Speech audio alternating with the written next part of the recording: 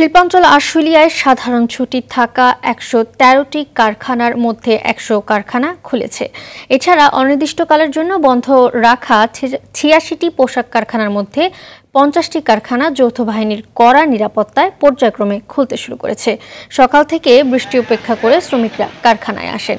এর আগে শুক্রবার সন্ধ্যায় আশুলিয়ায় হামিম গ্রুপের কারখানা মালিক বিজিএমইএ ও স্থানীয় রাজনৈতিক নেতাদের নিয়ে বৈঠকের পর শিল্প প্রতিষ্ঠানগুলো সচল রাখার সিদ্ধান্ত হয়। এছাড়া স্বাভাবিকভাবে কার্যক্রম চলছে গাজীপুর ও সাভারের বিভিন্ন পোশাক কারখানায়। কারখানা এলাকায় অতিরিক্ত শিল্প পুলিশের পাশাপাশি টহলে রয়েছে আইনশৃঙ্খলা বাহিনীর অন্য সদস্যরাও।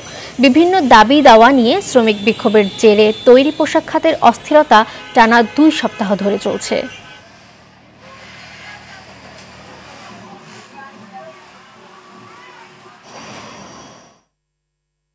কারখানা খুলে দেওয়ার বিষয়ে বিস্তারিত জানাতে আশুলিয়া থেকে সরাসরি যোগ দিচ্ছেন সহকর্মী HM সৌরভ। বাকি কারখানাগুলো খোলার বিষয়ে কি তথ্য আছে আপনার কাছে, আর খুলে দেওয়া কারখানাগুলোর কার্যক্রম স্বাভাবিকভাবে চলছে কিনা বিস্তারিত জানাবেন আমাদের।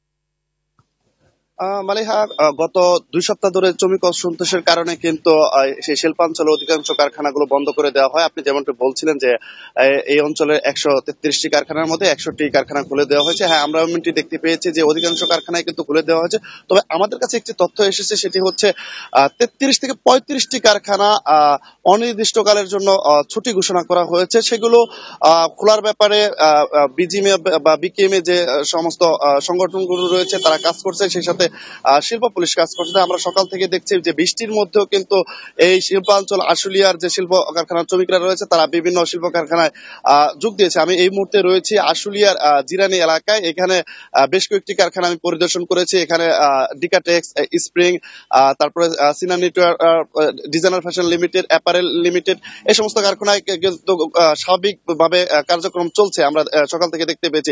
তবে শিল্প পুলিশের সাথে কথা বলছে, তারা বলছে যে সমস্ত কারখানা গুলো বন্ধ রয়েছে সেগুলো কর্তৃপক্ষ বা মালিক পক্ষের সাথে কথা বলে এবং শিল্প শ্রমিক নেতা যারা রয়েছে তাদের সাথে কথা বলে যাতে স্বাভাবিকভাবে পরিবেশ পরিস্থিতি ঠিক রাখা যায় সেভাবে তারা কাজ করছে এবং যাতে করে শিল্প খাতের কোনো ক্ষতি না হয় এবং শিল্প খাতের পরিস্থিতি যাতে এগিয়ে আসে, অর্থনীতির চাকা সচল হয় সে বিষয়ে তারা কাজ করছে। সেই সাথে আমি আরেকটা বিষয় জানিয়ে রাখি, এই শিল্প পুলিশের সাথে সাথে কিন্তু আমরা বিজিবি এবং সেনাবাহিনী এবং র্যাব সদস্যদেরকে কিন্তু মাঠে দেখেছি এবং সকাল থেকে কিন্তু দেখতে পাচ্ছি বিভিন্ন এলাকায় আশুলিয়ার যে শিল্প কারখানা গুলো রয়েছে সেগুলোর সামনে কিন্তু সেনাবাহিনীর সদস্যরা টহল দিচ্ছে। তো শিল্পাঞ্চল আশুলিয়া থেকে এই ছিল শিল্প কারখানার সর্বশেষ পরিস্থিতি।